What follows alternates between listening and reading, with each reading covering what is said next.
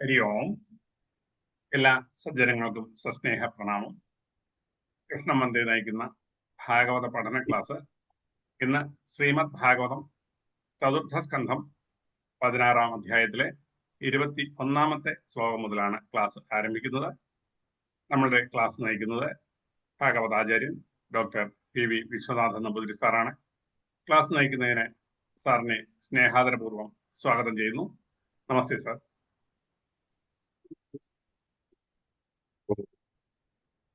സഹനാവവതു സഹനൗ ഭുനക്തു സഹ വീര്യം കരവാവഹൈ തേജസ്വിനാവധീതമസ്തു മാ വിദ്വിഷാവഹൈ. ഓം ശാന്തി ശാന്തി ശാന്തി. യം പ്രവ്രജന്തമനുപേതമപേതകൃത്യം ദ്വൈവായനോ വിരഹകാതരയജുഹാവ ത്രേതി തന്മയതയാതരവോ സ്നേഹദുസ്തം സർവഭൂതഹൃദയം മുനിമാഹദസ്മി. സമാദരണീയരായ എല്ലാ പഠിതാക്കൾക്കും വിനീതമായ പ്രണാമം. ശ്രീമദ് ഭാഗവതം ചതുർത്ഥ സ്കന്ധം 16-ാം അധ്യായം 21-ാമത്തെ ശ്ലോകം ആരംഭിക്കുന്നു. 16-ാം അധ്യായം ശ്ലോകം 21. അസ്മൈ നൃപാലാഖില തത്ര തത്ര ബലിം ഹരിഷ്യന്തി ഫലോകപാലാ മംസ്യന്തേഷാം സ്ത്രിയ ആദിരാജാം ആദിരാജം ചക്രായുധം തദ്യശ ഉദ്ധരന്ത്യം. അസ്മൈ അവനായിക്കൊണ്ട്, അവരുടെ സ്തുതിയാണ്, മുഴുവനായിട്ടില്ല അത്. അസ്മൈ അവന് വേണ്ടി, അവനായിക്കൊണ്ട്, നൃപാലാഹ രാജാക്കന്മാർ, കില എന്നുള്ള പ്രസിദ്ധിയെ കാണിക്കാനുള്ള അഭിയമാണ്. തത്ര തത്ര അവിടെ അവിടെ.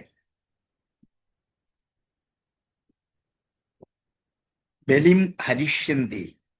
ബലിക്ക് പല അർത്ഥങ്ങളുണ്ട്. നമ്മൾ ധരിച്ചിരിക്കുന്ന അർത്ഥങ്ങളൊന്നുമല്ല പലപ്പോഴും ആ വാക്കിന്റെ അർത്ഥത്തിലേക്ക് പോകേണ്ടി വരിക. ഇവിടെ കരം പിരിക്കുന്നതിന്, കപ്പം കൊടുക്കുന്നതിന് പറയുന്ന വാക്കാണ് ബലി എന്ന്. ബലി ഹരിഷ്യന്തി.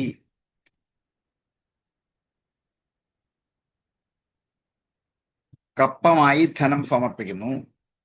ഫലോകപാലാഹ. ലോകപാലന്മാരോട് കൂടിയ നൃപാലാഹ രാജാക്കന്മാർ. ഫലോകപാലാഹ നൃപാലാഹ. ലോകപാലന്മാരോട് കൂടിയ രാജാക്കന്മാർ. അസ്മയി ഇവനായിക്കൊണ്ട് അവിടെവിടെ അതാത് ദേശങ്ങളിൽ ബലിം ഹരിഷ്യന്തി കപ്പം കൊടുക്കുന്നു, അത് ഇദ്ദേഹം സ്വീകരിക്കുന്നു. മംസ്യന്ത ഏഷാം സ്ത്രീയ ആദിരാജം. മംസ്യന്ത അറിയും എന്നർത്ഥം. മംസ്യന്ത അറിയുക, അറിയും എന്നർത്ഥം. ഏഷാം സ്ത്രീയ ഇവരുടെ സ്ത്രീകൾ. ആദിരാജം ആദിരാജാവായ ചക്രായുധം ചക്രായുധനെ. ആദിരാജാവായ ചക്രായുധനാണ് എന്ന് മംസ്യന്ത അറിയും. ഈ പൃഥുചക്രവർത്തി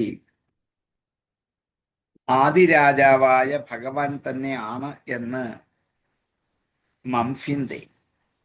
ഏഷാം സ്ത്രീയ ലോകപാലന്മാരുടെ സ്ത്രീകൾക്ക് പോലും, രാജാക്കന്മാരുടെ സ്ത്രീകൾക്ക് പോലും ഇദ്ദേഹം അവതാരമായ പൃഥുരാജാവാണെന്ന് മംസ്യന്തെ വിചാരിക്കും, അറിയും. തദ്യശ ഉദ്ധരന്ത്യ.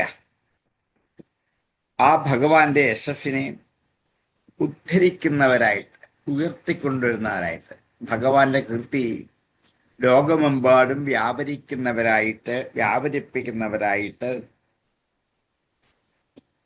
ഇത് ആദിരാജാവായി ചക്രായുധനായ ഭഗവാന്റെ അവതാരം തന്നെയാണെന്ന് ഇവരെല്ലാവരും വിചാരിക്കും, സ്തുതിക്കാണ്. ഭാവിയിൽ ഇങ്ങനെയൊക്കെ അദ്ദേഹത്തെ അറിയും എന്ന.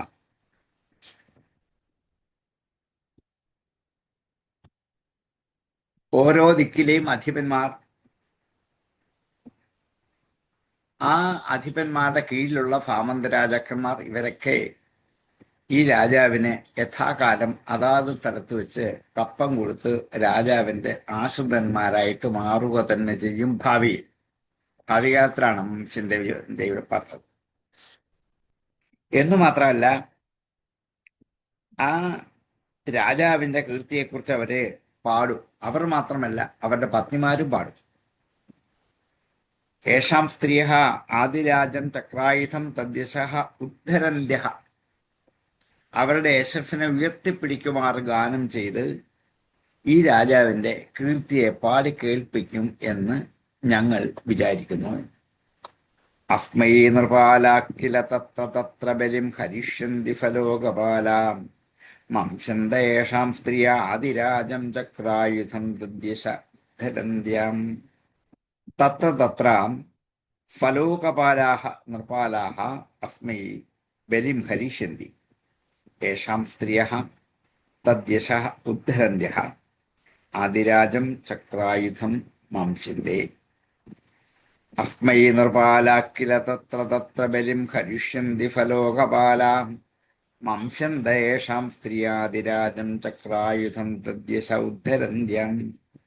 അസ്മൈ നൃപാലാക്കില തത്ര തത്ര ബലിം ഹരിഷ്യന്തി ഫലോകപാലാം മംസ്യന്തയേഷാം സ്ത്രീയാദിരാജം ചക്രായുധം തദ്യശ ഉദ്ധരന്ത്യാം. അയം മഹീം ഗാം ദുദുഹേധിരാജ പ്രജാപതിർവൃത്തികര പ്രജാനാം യോ ലീലയദ്രിൻ സ്വശരാഫകുട്യാം ഭിന്ദൻ ഫമാം ഗാമകരോദ്യഥേന്ദ്രം. അയം മഹീം, ഈ ഭൂമിയെ, ഗാം, ഗോക്കളായിട്ട് ഗോരൂപമെടുത്ത മഹിയെ, ഗാം മഹീം, ഗോരൂപം സ്വീകരിച്ച മഹിയെ ദുദുഹേ കറക്കും, ദുദുഹേ ദോഹനം ചെയ്യുക. അധിരാജ, എല്ലാ രാജാക്കന്മാരുടെയും രാജാവായി ചക്രവർത്തിയായ ഇവൻ ഗാം മഹീം ദുദുഹേ, ഗോരൂപമെടുത്ത ഭൂമിയെ കറക്കും. ഭാവിയിൽ വരാൻ പോകുന്ന കാര്യങ്ങളൊക്കെ പാടി സ്തുതിക്കാൻ. പ്രജാപതിറു വൃത്തികര പ്രജാനാം, പ്രജാപതിയായ ഇദ്ദേഹം, ചക്രവർത്തിയായ ഇദ്ദേഹം പ്രജകൾക്ക്, പ്രജാനാം വൃത്തികര, വൃത്തി ഉപജീവന വൃത്തി, വൃത്തികരഹ ഉപജീവന വൃത്തി ഉണ്ടാക്കി കൊടുക്കുന്നവനാണ്. പ്രജാനാം വൃത്തികരഹ, ഉപജീവന വൃത്തി ചെയ്തു കൊടുക്കുന്നവനാണ് ഇദ്ദേഹം. പ്രജകൾക്ക് ജീവിക്കാൻ ആവശ്യമായ എല്ലാ സാഹചര്യങ്ങളും തൻ്റെ രാജ്യത്ത് ഉണ്ടാക്കി കൊടുക്കും ഈ രാജാവ്. നമുക്ക് രാജധർമ്മങ്ങളെ എത്ര മനോഹരമായിട്ടാണ് ഇവിടെ വർണ്ണിച്ചു പോവുക. ഒരു രാജാവിന്റെ കടമ എന്തൊക്കെയാണ്? തങ്ങളുടെ രാജ്യത്തുള്ള എല്ലാവർക്കും ഉപജീവന വൃത്തി ഉണ്ടാക്കി കൊടുക്കേണ്ടത് രാജാവിന്റെ ധർമ്മമാണ്, കടമയാണ്. ഉപജീവനത്തിലുള്ള വഴി ഉണ്ടാക്കി കൊടുക്കണം. അതുകൊണ്ടാണ് വൃത്തികൾ, ജീവന വൃത്തികൾ, പ്രവൃത്തികൾ തന്നെ ഉണ്ടാക്കി കൊടുക്കണം. വെറുതെ കാശ് കൊടുക്കല്ല വേണ്ടേ, അവരെ കൊണ്ട് പ്രവൃത്തി ചെയ്യിപ്പിക്കണം. ഓരോരുത്തരുടെയും വയസ്സിനും കാലത്തിനും സ്വഭാവത്തിനും ഗുണത്തിനും അനുസരണമായ കർമ്മങ്ങൾ അവരെ കൊണ്ട് ചെയ്യിക്കണം. എന്നിട്ട് അതിന് പ്രതിഫലമായി ഉപജീവന വൃത്തി കൊടുത്ത് അവരെയൊക്കെ ജീവിക്കാനുള്ള സാഹചര്യം ഉണ്ടാക്കി കൊടുക്കണം. വൃത്തികര പ്രജാനാം യോ, യാതൊരുവനാണോ ലീലയായിട്ട് അദ്രീൻ പർവ്വതങ്ങളെ, സ്വശരാഫ കോട്ട്യ, സ്വന്തം ശരാഫം എന്ന് വെച്ചാൽ വില്ല്, ശരം അമ്പാണ്, അമ്പുകളിലെ ആഫം ഇരിപ്പിടം. അമ്പ് തൊടുത്തു വയ്ക്കുന്നത് വില്ലിലാണ്. അതുകൊണ്ട് വില്ലിന് ശരാഫം എന്നൊരു പേരുണ്ട്. കോടി അഗ്രം എന്നർത്ഥം. സ്വശരാഫ കോട്ട്യ, തന്റെ വില്ലിന്റെ അഗ്രം കൊണ്ട്, സ്വശരാഫ കോട്ട്യ, തന്റെ വില്ലിന്റെ അഗ്രം കൊണ്ട് ലീലയായിട്ട് പർവ്വതങ്ങളെ ഫമാം ഗാം അകരോദ്യഥേന്ദ്ര. ഫമാം ഗാം അകരോത്, ഫമം വെച്ചാൽ തുല്യമായി, വിഷമം മാറ്റി. ഫമം അല്ലാത്തതാണ് വിഷമമാണ്, വിഷമമായി. അപ്പൊ അവിടെ വിഷമമാക്കി ആയിരുന്ന ഭൂമിയെ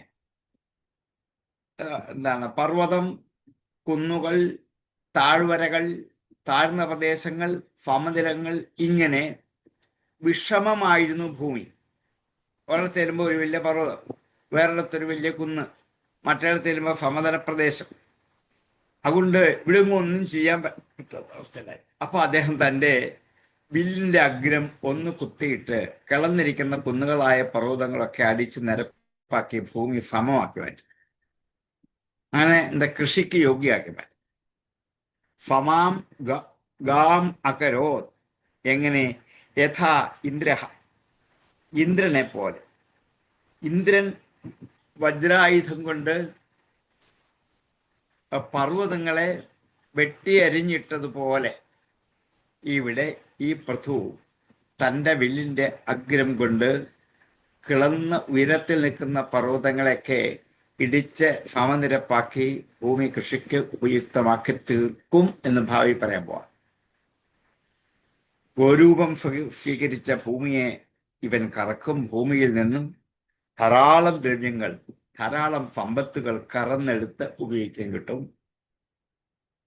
കൃഷി ചെയ്യാൻ എല്ലാം ആവണമെന്നില്ല, കൃഷി ചെയ്യാൻ തടസ്സമായി നിൽക്കുന്ന കുന്നുകളൊക്കെ ഇടിച്ച് നിരപ്പാക്കി ഭൂമിയെ സമമാക്കി മാറ്റും ഇദ്ദേഹം. അതിന് വലിയ പ്രയത്നമൊന്നും വേണ്ടി വന്നില്ല. ഒരു കളിതമാശായിട്ട് കയ്യിലിരിക്കുന്ന വില്ലിന്റെ അഗ്രം പർവ്വതത്തിലേക്ക് ഒന്ന് തട്ടി മാറ്റിയാൽ മതി, അത് ലെവലായിക്കോളും. യോ ലീലയ അദ്രീൻ ഫശരാഫകുട്യാഭിന്ദൻ ഫമാം ഗാം അകരോദ്യഥേന്ദ്ര അയം മഹീം ഗാം ദുദുഹേധിരാജ പ്രജാപതിർവർത്തികര പ്രജാനാം യോ ലീലയദ്രീൻ ഫശരാഫകുട്യാഭിന്ദൻ ഫമാം ഗാം അകരോദ്യഥേന്ദ്രം. പ്രജാനാം വൃത്തികരഃ പ്രജാപതിഃ അയം അധിരാജഃ ഗാം മഹീം ദുദുഹി യഃ ഇന്ദ്രഃ യഥാ ശരാഫകോട്യാ ലീലയ അദ്രീൻ ഭിന്ദൻ ഗാം ഫമാം അകരോത് അയം മഹീം ഗാം ദുദുഹേ അധിരാജ പ്രജാപതിർവർത്തികര പ്രജാ ലീലയദ്രിൻ ഫശരാഫകോട്യാ ഭിന്ദൻ ഫമാം ഗാമകരോദ്യഥേന്ദ്രം അയം മഹീം ഗാം ദുദുഹേ ധിരാജ പ്രജാപതിർവർത്തികര പ്രജാനാം യോ ലീലയദ്രിൻ ഫശരാഫകോട്യാ ഭിന്ദൻ ഫമാം ഗാമകരോദ്യഥേന്ദ്രം. വിസ്ഫൂർജയന്നാജഗവം ധനുഃസ്വയം യദാചരത്ക്ഷ്മാമവിഷഹ്യമാജൗ തദാ നിലില്യുർദിശി ദിശ്യഫന്തോ ലാംഗൂലമുദ്യമ്യേഥാ മൃഗേന്ദ്രം. വിസ്ഫൂർജയൻ,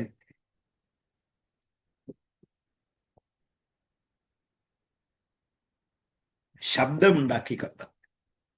വിസ്ഫൂർജയൻ,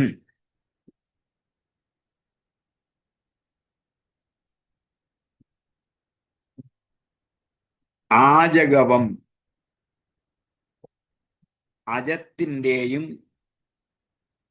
ഗോവിന്റെയും, അജം ഗവം, അജം ആട്, ഗോവ പശു. അജഗവത്തെ സംബന്ധിക്കുന്നത് ആജഗവം,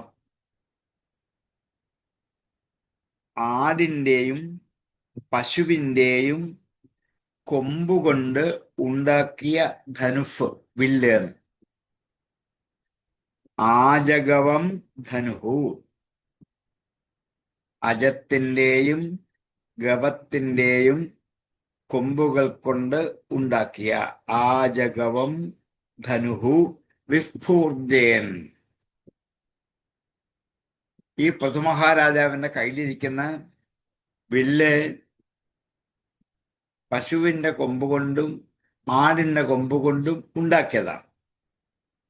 ആജഗവഹം ധനുഹു വിസ്ഫൂർജയൻ ശബ്ദമുണ്ടാക്കിക്കൊണ്ട് സ്വയം തന്നെത്താൻ യത് ആചരത് ക്ഷ്മാം യാതെന്നാണോ ആചരത് പ്രവർത്തിച്ചത് ക്ഷ്മാം ഭൂമിയെ അവിഷഹ്യം ആജവു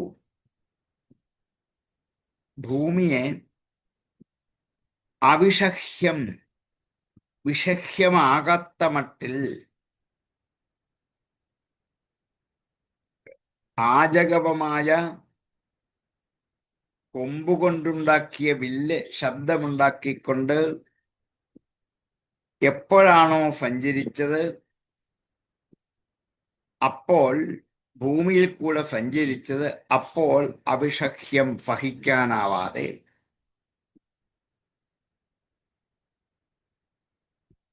തഥാ അപ്പോൾ നിലില്യുഹു ഒളിച്ചു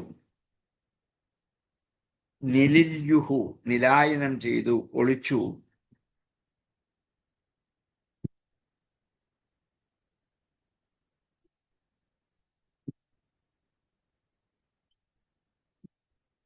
ദിശി ദിക്കുകളിൽ തഥാ നിലില്യുഹു ദിശി അപ്പോൾ ദിശി നിലില്യുഹു ദിക്കുകളിൽ ഒളിച്ചു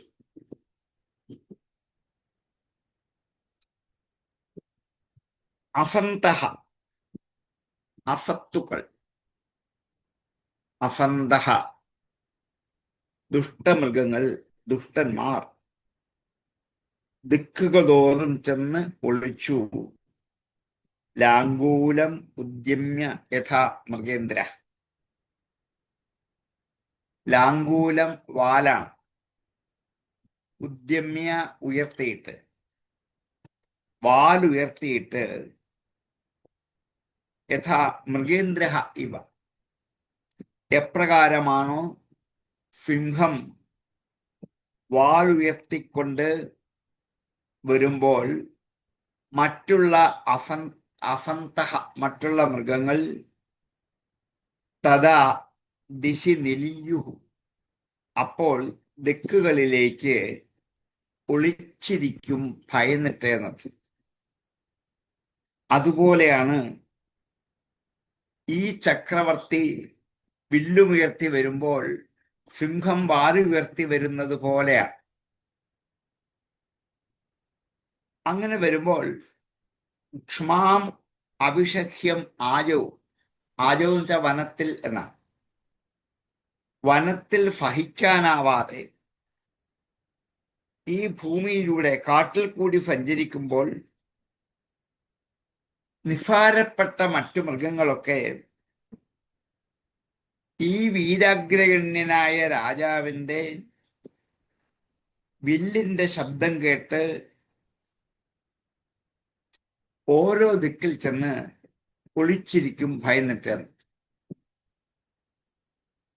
എപ്രകാരമാണോ മൃഗേന്ദ്രൻ വാലുയർത്തി അലറിക്കൊണ്ട് കാട്ടിൽ കൂടി സഞ്ചരിക്കുന്നത്, അപ്പോൾ മറ്റുള്ള മൃഗങ്ങൾ ഗുഹകളിൽ പോയി ഒളിക്കുന്നത് പോലെ ഈ രാജാവ് തൻ്റെ വില്ല് ഉയർത്തിപ്പിടിച്ചുകൊണ്ട് ശബ്ദമുണ്ടാക്കി ഹുങ്കാരത്തോടെ കാട്ടിൽ കൂടി സഞ്ചരിക്കുമ്പോൾ, നാട്ടിൽ കൂടി സഞ്ചരിക്കുമ്പോൾ ദുഷ്ടന്മാരായ അനേകം ജനങ്ങൾ പേടിച്ചരണ്ട് അവരവരുടെ വീടുകൾ ഗുഹകളിൽ പോയി ഒളിച്ചിരിക്കും. അദ്ദേഹത്തിന്റെ മഹത്വത്തെ കുറിച്ച് കീർത്തിക്കുന്ന വിസ്ഫൂർജയന്നാജഗവം ധനുസ്വയം യദാചരക്ഷ്മാമ അവിഷഹ്യമാജൗ തദാ നിലില്യുർദിശി ദിശ്യഫന്തോ ലാംഗൂലമുദ്യമ്യ യഥാ മൃഗേന്ദ്രം. യഥാ മൃഗേന്ദ്ര ലാംഗൂലം ഉദ്യമ്യ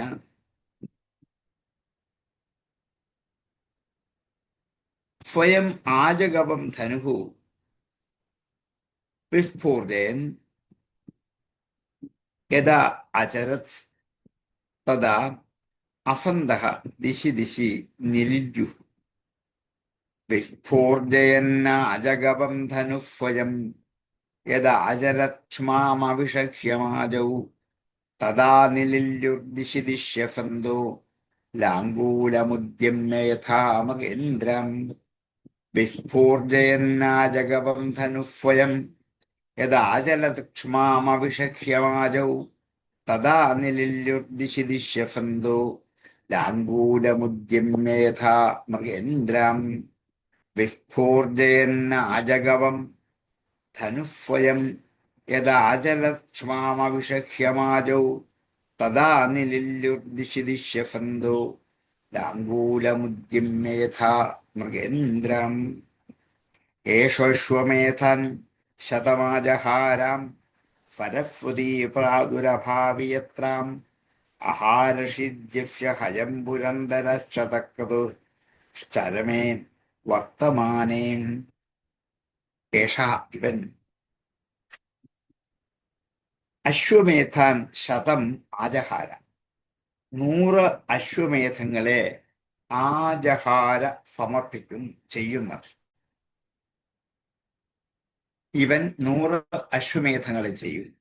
യേശോ ശതം അശ്വമേധാൻ ആജഹാര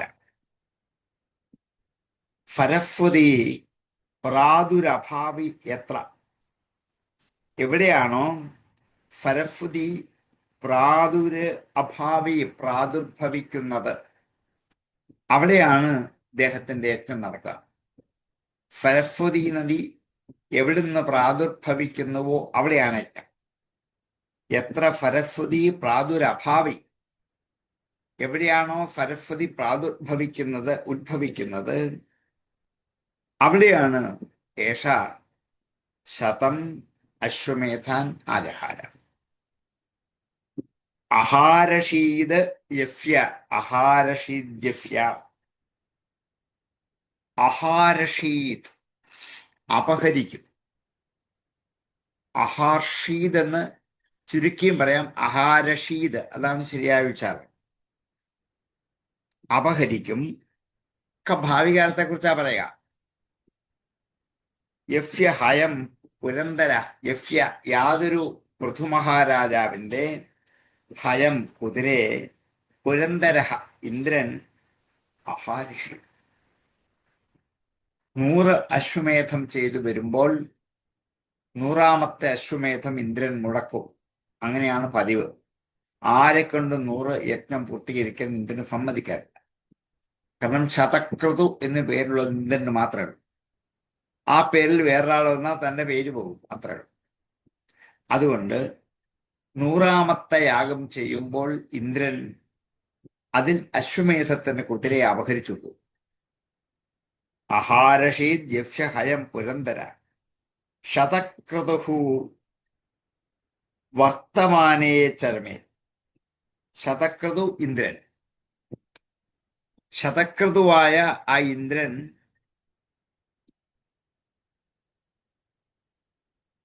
ചരമേ വർത്തമാനേ അവസാനത്തെ യാഗം നടക്കുമ്പോൾ. ചരമം എന്ന് വെച്ചാൽ ഒടുവിലത്തെ എന്നാണ്. നമുക്ക് ചരമം ധാരാളം കേട്ട് പരിചയമുണ്ട്. അവസാനത്തിന്റെ പേരാണ് ചരമം എന്ന്. ചരമേ വർത്തമാനെ അവസാനത്തെ യജ്ഞം നടക്കുമ്പോൾ, 100ാമത്തെ യജ്ഞം നടക്കുമ്പോൾ ഇന്ദ്രൻ കുതിരയെ അപഹരിച്ചു കൊണ്ടുപോകും. ഭാവി കാലത്തെക്കുറിച്ച് പറയുക.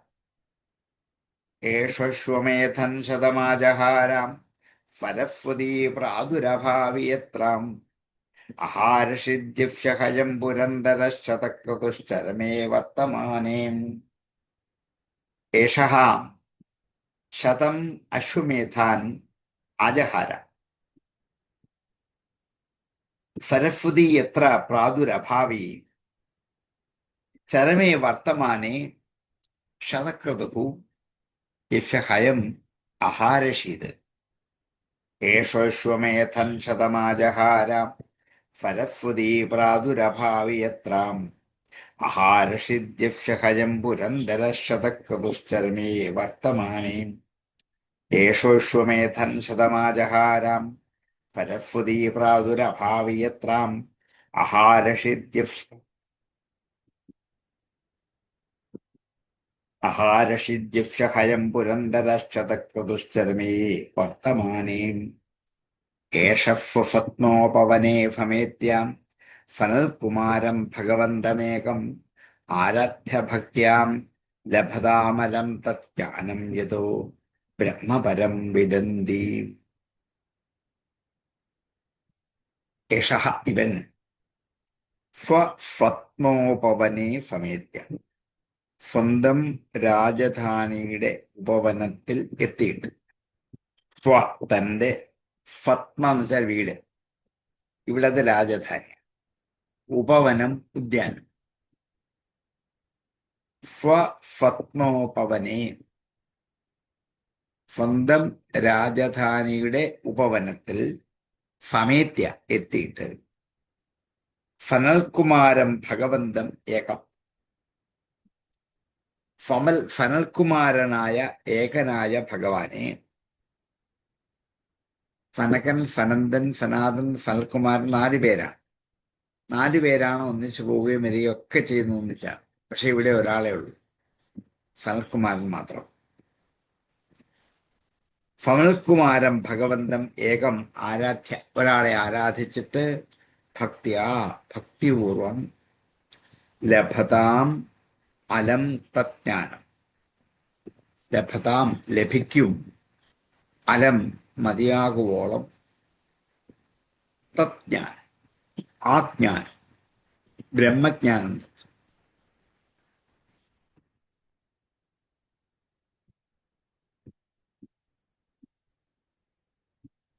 ഒരിക്കൽ സ്വന്തം വീടിന്റെ ഉപവനത്തിൽ, സ്വന്തം കൊട്ടാരത്തിന്റെ രാജധാനിയുടെ ഉപവനത്തിൽ എത്തിച്ചേർന്ന ഫനൽകുമാര മഹർഷിയെ, ഏകനായ അദ്ദേഹത്തെ ഭക്തിപൂർവ്വം ആരാധിച്ചിട്ട് അവനിൽ നിന്നും തജ്ഞാനം അലം ലഭതാം, ആ ജ്ഞാനത്തെ വേണ്ടുവോളം പര്യാപ്തമായ വിധത്തിൽ ലഭിക്കും.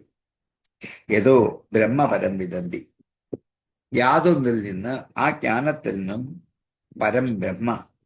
പരമമായ ബ്രഹ്മത്തെ വിദന്തി അറിഞ്ഞു പ്രാപിക്കുന്നു. അപ്പം ഒരിക്കൽ അവസാനെത്താൻ പോവാണ് അദ്ദേഹത്തിന്റെ കഥ. പൃഥുവിന്റെ രാജധാനിയിലേക്ക് സനൽകുമാര മഹർഷി വന്നു കയറുന്നു. ഉദ്യാനത്തിൽ വെച്ചാണ് ഈ കാഴ്ച. അവിടെ വെച്ച് ഭക്തിപൂർവ്വം അദ്ദേഹത്തെ ആരാധിക്കുന്നു. സനൽകുമാരനോട് ജ്ഞാനം ആവശ്യപ്പെടുന്നു, ഉപദേശിക്കാൻ.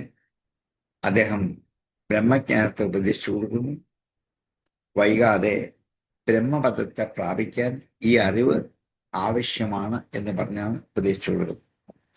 ഏഷഫത്നോപവനേ ഫമേത്യാം ഫനൽകുമാരം ഭഗവന്തമേകം ആരാധ്യഭക്ത്യാ ലഭതാമലം തത് ജ്ഞാനം യതോ ബ്രഹ്മപരം വിദന്തി. ഏഷഃ സ്വസത്നോപവനേ ഭഗവന്തം ഏകം ഫനൽകുമാരം ഫമേത്യ ഭക്ത്യാ ആരാധ്യ അമലം തത് ജ്ഞാനം അലഭത യതഃ പരം ബ്രഹ്മ വിദന്തി.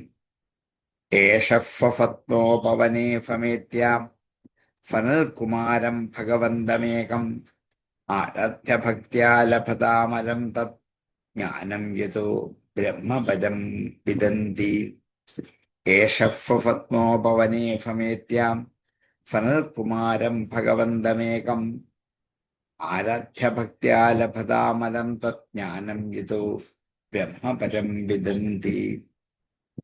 തത്ര ഗിരഫ്താഫ്താഹം ഇതി വിശ്രുതവിക്രമം ശ്രോഷ്യത്യാത്മാ സദാഗാഥ പൃഥുപരക്രമം. തത്ര അവിടെ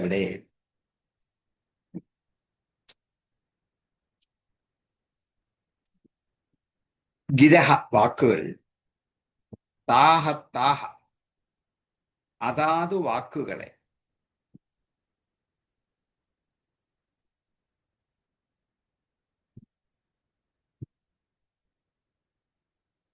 ഇത് വിശ്രുത വിക്രമ, കീർത്തികെട്ട പരാക്രമത്തോടു കൂടിയവനായ, കീർത്തി കെട്ടതല്ല, കീർത്തി കേട്ട പരാക്രമത്തോടു കൂടിയ, വിശ്രുതം കീർത്തിയുള്ള, വിക്രമം, പരാക്രമം, എല്ലാവരാലും കീർത്തിക്കപ്പെടുന്ന, സ്തുതിക്കപ്പെടുന്ന പരാക്രമങ്ങളുള്ളവനായ ഇവന്റെ വാക്കുകൾ താഹ താഹ അതാത് സ്ഥലത്ത് ശ്രോഷ്യതി കേൾപ്പിക്കുന്നു, കേൾക്കും എന്നത്. ആത്മാശ്രിതാഗാഥ തന്നെ ആശ്രയിക്കുന്നതായ ഗാഥകൾ, പ്രബന്ധങ്ങൾ,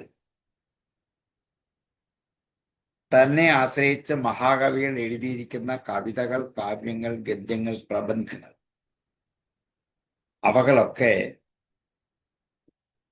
പൃഥുപരാക്രമ, പൃഥുവായ പരാക്രമത്തോടു കൂടിയ പൃഥുവിന്റെ വലിപ്പമറിയ വലുത്. പൃഥുപരാക്രമൻ, വലിപ്പമേറിയ വലിയ പരാക്രമമുള്ളവനായ ആ പൃഥുപരാക്രമ പൃഥു ആത്മാശ്രിതാഗാഥാ തന്നെ ആശ്രയിച്ചുള്ള കീർത്തനങ്ങൾ, സ്തുതികൾ ശ്രോഷ്യതി കേൾക്കും. അവിടെ പൃഥു മഹാരാജാവിന്റെ കീർത്തിയുള്ള പരാക്രമത്തെ പാടിപ്പുകഴ്ത്തും ധാരാളം. അങ്ങനെയുള്ള പൃഥുപരാക്രമത്തെക്കുറിച്ച് ശ്രോഷ്യതി കേൾക്കാൻ സാധിക്കും. ഭാവിയിൽ പൃഥുവിന്റെ ചരിതം കീർത്തനമായി ജനങ്ങൾ എല്ലാ ദിവസവും പാടും.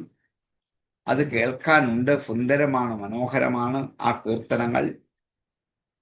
തത്ര തത്ര ഗിരഫ്താഫ്താ ഇതി വിശ്രുത വിക്രമാം ശ്രോഷ്യത്യാത്മാ സദാഗാഥ പൃഥുപരാക്രമാം ഇതി വിശ്രുത വിക്രമഃ പൃഥുപരാക്രമഃ പൃഥുഃ ആത്മാസുതാഃ ഗാഥാഃ ഗിരഃ തത്ര തത്ര ശ്രോഷ്യതി.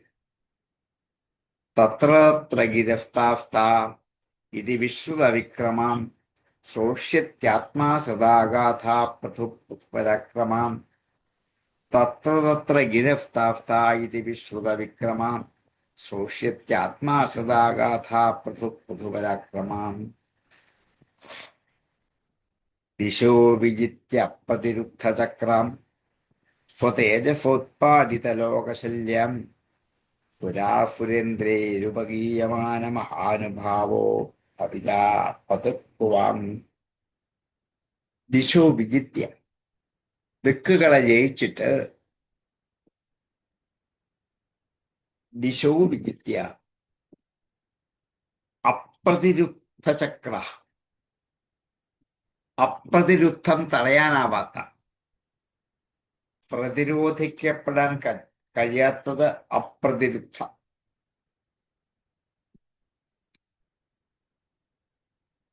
അപ്രതിരുദ്ധമായ ചക്ര, ഇവിടെ ചക്രശബ്ദത്തിന് എന്താണ്?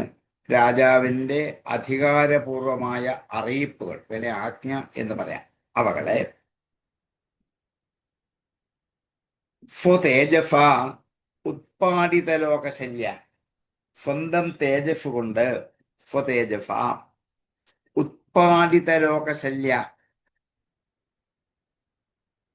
ലോകത്തിൽ ഉള്ള ശല്യങ്ങളെയൊക്കെ ഉത്പാദനം ചെയ്യുക, പുറത്തു കളയുക, തുടച്ചു നീക്കുക, ഇല്ലാതാക്കുക.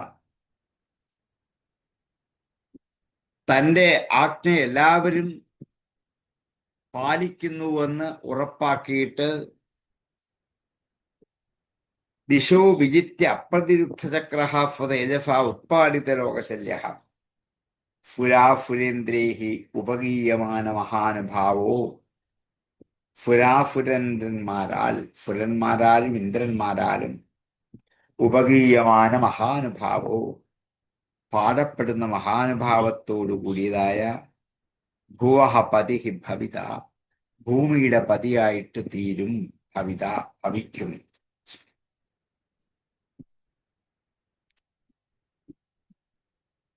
ഈ രാജാവിന്റെ മഹാത്മ്യം വർണ്ണിച്ച് ആ അധ്യായം ഉപസംഹരിക്കാം. എല്ലാ ദിക്കിലുമുള്ള സകല സാമന്ത രാജാക്കന്മാരെയും ഇദ്ദേഹം ജയിക്കും. എന്തുകൊണ്ട്? തന്റെ ആജ്ഞ. ഒറ്റ ആജ്ഞ മതി, അവരൊക്കെ കീഴടങ്ങി കപ്പം കൊടുത്ത് തന്നെ കീഴാവും.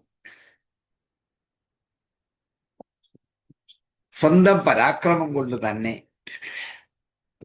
ലോകത്തിലുള്ള സകല പാപങ്ങളെയും ശല്യങ്ങളെയും ആപത്തുകളെയും വിഷമതകളെയും ഉത്പാദനം ചെയ്യുക, നശിപ്പിച്ചു കളയുക. ദേവന്മാരാലും അസുരന്മാരാലും കീർത്തിക്കപ്പെടുന്ന മഹാനുഭാവത്തോടുകൂടി ഭൂപതിയായിട്ട് ഇദ്ദേഹം ഭവിക്കുക തന്നെ ചെയ്യും.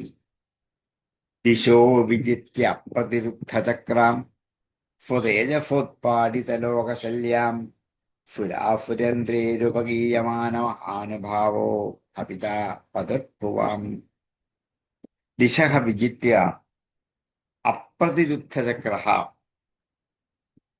സ്വതേജസാ ഉത്പാദിതലോകശല്യഃ സുരാസുരേന്ദ്രൈഃ ഉപഗീയമാന മഹാനുഭാവഃ ഭുവപതിഃ ഭവിത. ദിശോ വിജിത്യ പ്രതിരുദ്ധചക്രാം സ്വതേജസോത്പാദിതലോകശല്യാം സുരാസുരേന്ദ്രേരുപഗീയമാന മഹാനുഭാവോ അപിത പതിർഭുവാം. ദിശോ വിജിത്യ പ്രതിരുദ്ധചക്രാം സ്വതേജസോത്പാദിതലോകശല്യാം സുരാസുരേന്ദ്രേരുപഗീയമാന മഹാനുഭാവോ അവിത പതർഭുവാം. ദിശോ വിജിത്യ പ്രതിരുദ്ധചക്രാം സ്വതേജസോത്പാദിതലോകശല്യാം സുരാസുരേന്ദ്രേരുപഗീയമാന മഹാനുഭാവോ ഭവിത പതർഭുവാം. അത്രയും രഘുവിന്റെ പൃഥുവിന്റെ മാഹാത്മ്യത്തെ ഈ സ്തുതിപാഠകന്മാർ ഇപ്പോഴുള്ള പൃഥു മാത്രമല്ല, ഭാവിയിൽ എന്തായിത്തീരും, എന്തൊക്കെയാണ് ചെയ്യാൻ പോകുന്നത് എന്ന് ഭൂത ഭവിഷ്യത് വർത്തമാന കാലങ്ങളിലെ പൃഥുവിന്റെ ചരിത്രത്തെ മഹാവിഷ്ണുവിന്റെ അവതാരമായി പാടി പുകഴ്ത്തി സ്തുതിച്ചു കഴിഞ്ഞു എന്ന് ഈ അധ്യായം അവിടെ പറഞ്ഞ് ഉപസംഹരിച്ചു. അടുത്ത അധ്യായം 17-ാമത്തെ അധ്യായത്തിൽ മൈത്രേയൻ പറഞ്ഞു, ഏവം സഭഗവാൻ വൈന്യഖ്യാപിതോ ഗുണകർമ്മഭി ഛന്ദയാമാസതാൻ കാമേ പ്രതിപൂജ്യാഭിനന്ദ്യജാം.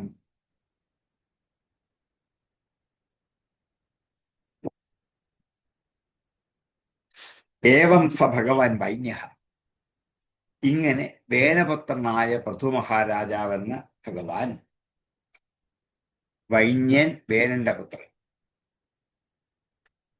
വൈന്യഃ ഭഗവാൻ, വേനന്റെ പുത്രനായിട്ട് അവതരിച്ച ആരാണ്? ഭഗവാൻ തന്നെ.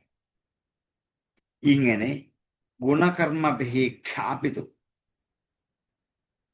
ഗുണകർമ്മങ്ങളാൽ സ്തുതിക്കപ്പെട്ടവനായിട്ട്. സ്തുതിപാഠകന്മാർ സ്തുതിച്ചത് രാജാവിന്റെ ഗുണങ്ങളും കർമ്മങ്ങളുമാണ്. അങ്ങനെ ഗുണമേന്മകളെക്കുറിച്ചും കർമ്മമഹത്വത്തെക്കുറിച്ചും ഖ്യാപിത സ്തുതിക്കപ്പെട്ടവനായിട്ട് ഛന്ദയാമാസ താൻ കാമൈ, താൻ അവരെ സ്തുതിപാഠകന്മാരെ കാമൈഹി ഛന്ദയാമാസ, കാമങ്ങളാൽ സന്തോഷിപ്പിച്ചു. ഛന്ദയാമാസ സന്തോഷിപ്പിച്ചു. താൻ അവരെ എങ്ങനെ? കാമങ്ങളാൽ, അവരുടെ ആഗ്രഹങ്ങളൊക്കെ സാധിച്ചു കൊടുത്തിട്ട് അവർ സന്തോഷിപ്പിച്ചു. വെറുതെ അല്ല, പ്രതിപൂജ്യ അഭിനന്ദ്യച,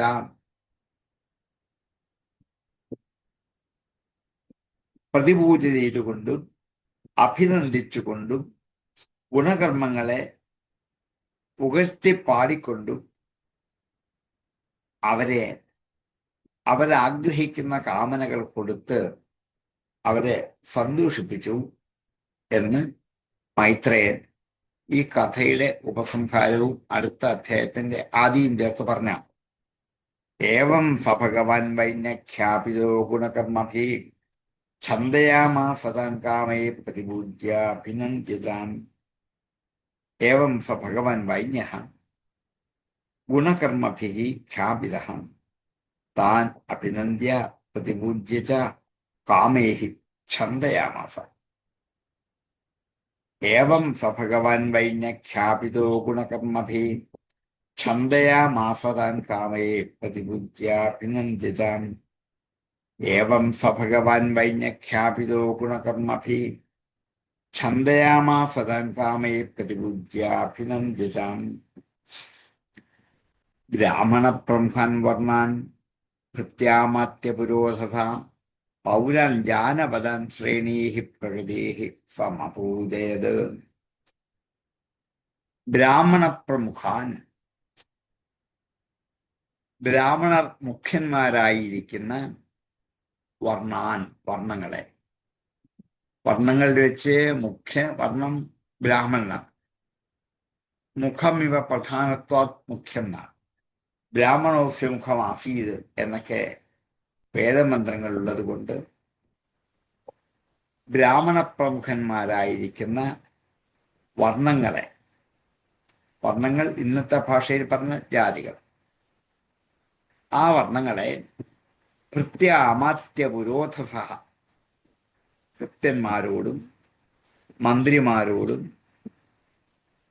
പുരോധസുകളായ പുരോഹിതന്മാരോടും ഭൃത്യാമാത്യപുരോധസ പൗരാൻ, പൗരന്മാരെ, ജാനപദാൻ, ജനപദങ്ങളിൽ വസിക്കുന്നവരെ, ശ്രേണീഹി കച്ചവടക്കാരെ,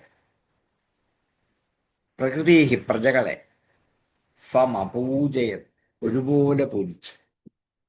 സം അപൂജയത് സമപൂജയത്, ഇത്രയും പേരെ ഒരുപോലെ അദ്ദേഹം പൂജിച്ചു. അവർക്ക് വേണ്ട സമ്മാനങ്ങളൊക്കെ കൊടുത്ത് അവരെ അർഹതയുള്ള പീഠങ്ങളിലൊക്കെ ഇരുത്തി ഭക്ഷണം കൊടുത്ത് ആദരിച്ച് ബഹുമാനിച്ച് വരെ പറഞ്ഞയച്ചു. അങ്ങനെ ബ്രാഹ്മണ പ്രമുഖന്മാരായിരിക്കുന്ന വർണ്ണം സ്വീകരിച്ചവർ ഭൃത്യന്മാരെ, അമാത്യന്മാരെ, പുരോധസുകള്, പൗരന്മാരെ, ജാനപദന്മാരെ, അവരുടെ ശ്രേണി, പ്രകൃതികൾ ഇവരൊക്കെ ഒരുപോലെ കണ്ട് പൂജിച്ചു. ഇവൻ ബ്രാഹ്മണനാണ്, ഇവൻ ക്ഷത്രിയനാണ്, ഇവൻ വൈശ്യനാണ്, ഇവൻ ശൂദ്രനാണ് എന്ന വകതിരിവില്ലാതെ. അങ്ങനെ വരുമ്പോൾ ആരാധനയ്ക്കും വ്യത്യസ്തത ഉണ്ടാവാം. അങ്ങനെ ബ്രാഹ്മണ പ്രമുഖന്മാരായിരിക്കുന്ന വർണ്ണങ്ങൾ, ഭൃത്യാമാത്യ പുരോധസന്മാരായിരിക്കുന്ന സജ്ജനങ്ങൾ, പൗരന്മാർ, ജനപദത്തിൽ വസിക്കുന്ന ഗ്രാമനിവാസികളല്ലാത്തവർ, കച്ചവടക്കാർ പലതരത്തിലുള്ളത്, പ്രകൃതിഹി പ്രജകൾ, അവരെയും സമപൂജയ പൂജിച്ചു അദ്ദേഹം. ബ്രാഹ്മണ പ്രമുഖാൻ വർണ്ണാൻ ഭൃത്യാമാത്യപുരോധസ പൗരാൻ ജാനപദാൻ ശ്രേണി പ്രകൃതി സമപൂജയൻ. ബ്രാഹ്മണ പ്രമുഖാൻ വർണ്ണാൻ ഭൃത്യാമാത്യപുരോധസ പൗരാൻ ജാനപദാൻ ശ്രേണി പ്രകൃതി സമപൂജയത്. ബ്രാഹ്മണ പ്രമുഖാൻ വർണ്ണാൻ ഭൃത്യാമാത്യപുരോധസ പൗരാൻ ജാനപദാൻ ശ്രേണി പ്രകൃതി സമപൂജയത്. വിതുരവാച എന്നിങ്ങനെ മൈത്രൻ പറഞ്ഞു നിർത്തിയപ്പോൾ വിതുരൻ ഇടയ്ക്ക് കയറി ചോദിച്ചു. വിതുര ഉവാച, വിതുരൻ പറഞ്ഞു, കസ്മാദധാരഗോരൂപം ധരിത്രീ ബഹുരൂപിണീ യാം ദുദോഹ പൃഥുസ്തത്ര കോവത്സോ ദോഹനം ചകിൽ. കസ്മാത് എന്തുകൊണ്ട്, കസ്മാത് ദധാര ധരിച്ചു, കസ്മാത് ദധാര എന്തുകൊണ്ട് ധരിച്ചു. എന്തിനെ? ഗോരൂപം, ഒരു പശുവിന്റെ ആകൃതി എന്തിനു സ്വീകരിച്ചു? ആര്? ധരിത്രി, ഭൂമിദേവി ഒരു ഗോരൂപത്തെ സ്വീകരിച്ചു എന്ന് പറഞ്ഞപ്പോൾ അതെന്തിനു വേണ്ടിയാണ്? യാം ദുദോഹ പൃഥു, യാതൊന്നിനെയാണോ പൃഥു ദോഹനം ചെയ്ത് കറന്നെടുത്തത്. യാം ദുദോഹ പൃഥു തത്ര, അവിടെ കോ വത്സ, ആരാണ് പശുക്കുട്ടി? ദോഹനം ചകിം, കറവ എങ്ങനെയായിരുന്നു, ആരാണ് കറന്നത്, കറവക്കാരൻ ആരാണ്, കറക്കാനുള്ള പാത്രം എന്താണ്, വഴക്കുണ്ടാക്കുന്ന പശുക്കളാണെങ്കിൽ കമ്പ് വേണം, തോട്ടി വേണം, കയറ് വേണം, ഇതൊക്കെ കരുതിക്കൊണ്ട് വേണം അടുക്കിലേക്ക് ചെല്ലാൻ. അതുകൊണ്ട്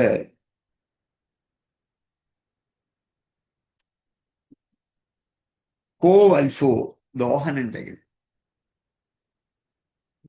വാസ്തവത്തിൽ പശുവിനെ കറക്കണമെങ്കിൽ കുട്ടി കുടിച്ച് പാല് കിട്ടും. കുട്ടി കുടിക്കുമ്പോഴേ പാല് ചുരത്തി വരും. പാല് ചുരത്തി വന്നാൽ കുട്ടിയെ മാറ്റി നിന്നിട്ട് നമ്മൾ കറന്നെടുക്കും. ആദ്യം കുട്ടി കുടിക്കാനുള്ളത് കൊടുക്കും, ബാക്കിയാണ് കറന്നത്. അതിനെയാണ് ദോഹനം എന്നൊക്കെ പറയുക. അപ്പൊ ഇവിടെ അങ്ങനെ കറക്കണമെങ്കിൽ ഒരു കുട്ടി വന്ന് മുട്ടി കുടിക്കണം. ഇന്ന് ആരുണ്ട്? ഇന്നിപ്പോ അതൊന്നും വേണ്ട. ഇന്നെല്ലാം മെഷീനായതുകൊണ്ട് കുട്ടികൾ വേണം എന്നില്ല. പക്ഷെ അന്ന്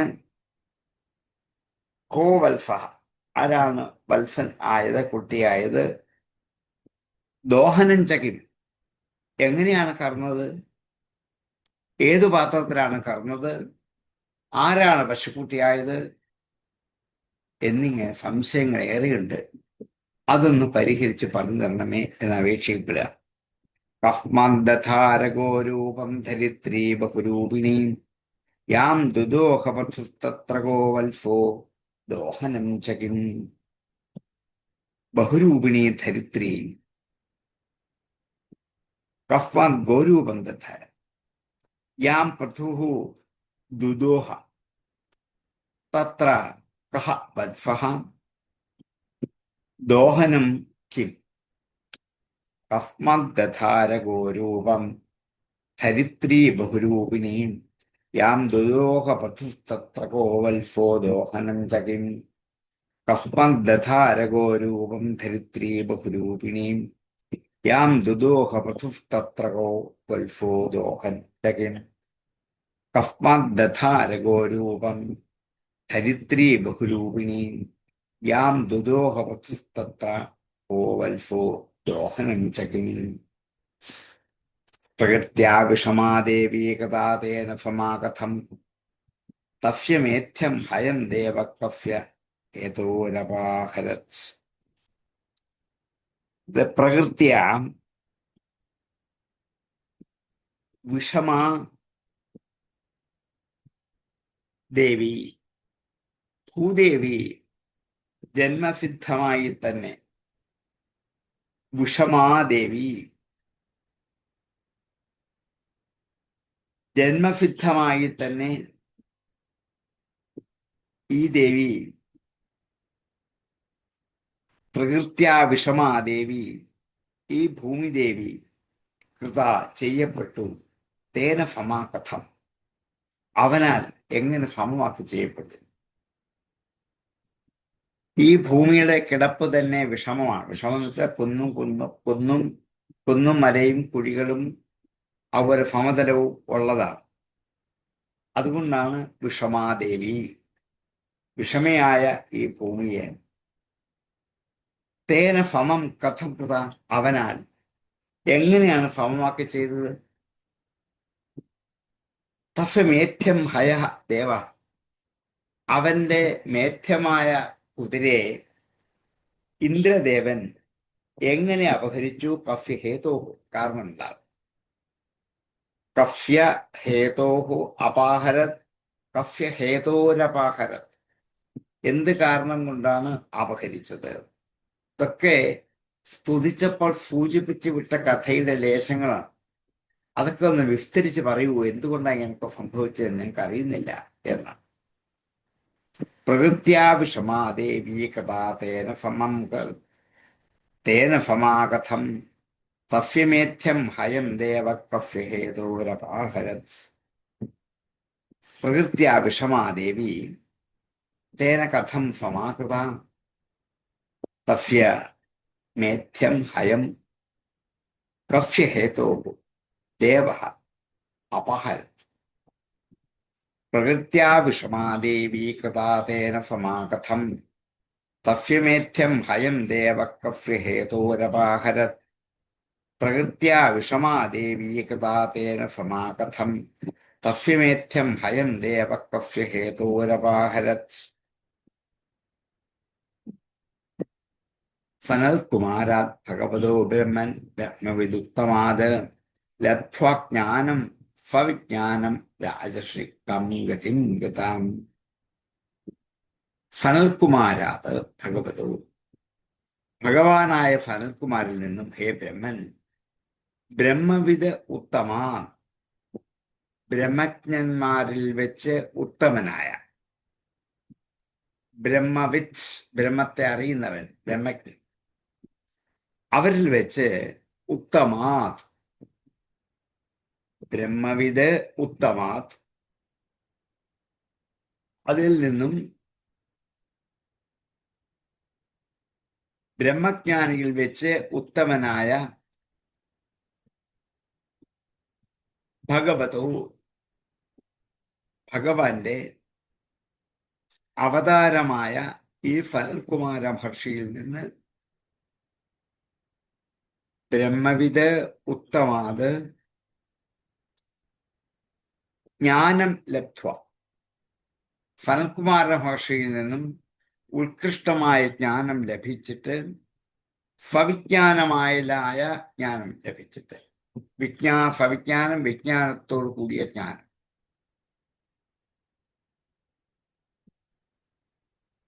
അപ്പം വിജ്ഞാനത്തിന്റെ മുകളിലാണ് ജ്ഞാനം, ജ്ഞാനത്തിന് അപ്പുറത്തും മറ്റൊന്നുമില്ല.